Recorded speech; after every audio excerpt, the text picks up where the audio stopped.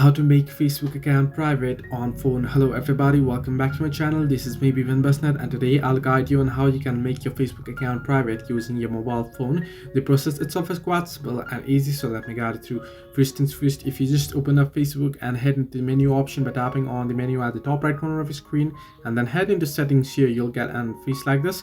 If you scroll down below under audience and visibility, you'll find various different options. You can see profile locking, profile details, how people can find and contact you, post, stories, pages, reels, followers and public contents, profile tagging, blocking and active status.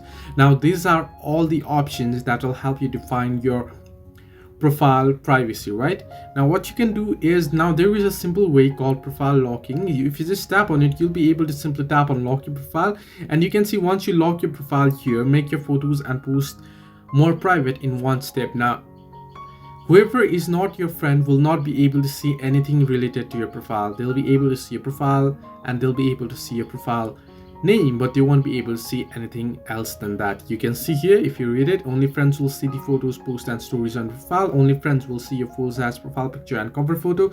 People will still be able to search for you and send you friend request. However, now if you just want to make it totally private, you can head into this profile details option and you can change it.